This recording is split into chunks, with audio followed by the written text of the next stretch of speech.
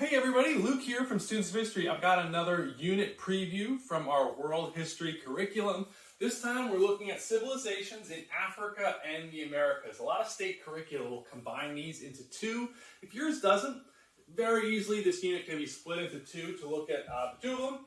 We'll take a look at how it is here in our curriculum.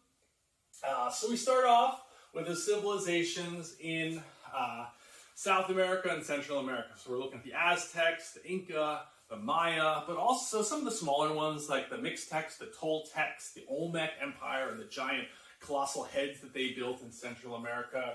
So there's a flipped classroom lesson there with video. There's also a PowerPoint with guided notes or a Google Slides lesson. There's a mapping activity, so kids are coloring in the map and adding in where these empires existed. There's some source analysis there as well. There's some great reading activities on each one of these. So students are going to be researching the major ones, the Aztecs, the Inca, and the Maya, to learn about those and create a project about these civilizations. Before we move over to now Africa, day 3 is a great interactive activity. There's a digital activity, or it can be stations around your room where kids are learning about important trading centers and the goods that were traded across Africa in the Middle Ages. There were lots of trade routes. The gold salt trade is the most famous, but there are lots of other ones across Africa. So kids are going to learn about some of these trading centers like Great Zimbabwe or Gao or others, and then looking at the goods that were traded and the ideas and how these cities or trading centers connected with each other. Before we get into the major African empires and civilizations on day 3, looking at Aksum, Ghana, Mali, the Songhai Empire, and others. There's another guided notes and PowerPoint, Google Slides as well, and a flipped classroom video that students can watch.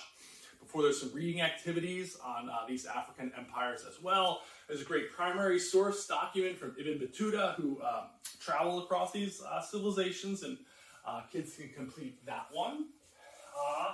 The next day is a civilizations review. It's a great activity where kids create a recipe based off of a different civilization.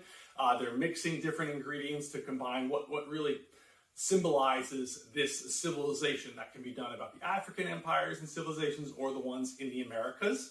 Works great. There's also lots of other review activities with videos, an awesome unit guide packet that covers everything, puts all these civilizations on a timeline so kids can see when they were, when each one flourished.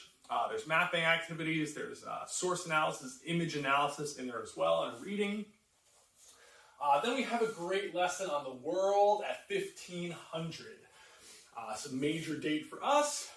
1500, a big round number. But looking at the major empires that existed all across the world in 1500, those in Africa, those in America, and then also Europe and elsewhere.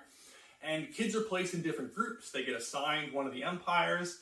Then they create a little monument to represent one of these empires, and they're going to present that or share with the students in their class. It could also be done digitally if you need to as well.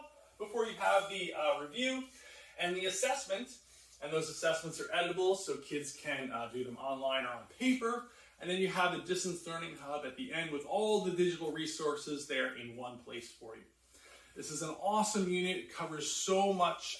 It's got so many engaging resources that really kids are going to connect with, learn from, be fascinated by. The lesson plans are thorough. They're easy to follow for you, so you can click on each one and see exactly what you need to do that day.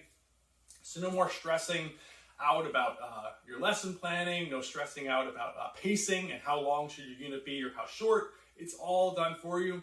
It's a great unit. I think it'll be perfect for your middle school or your high school world history students. If you have questions about this unit on Africa or the Americas or any of the other units, please don't hesitate to reach out and I'll be happy to help you. Thanks.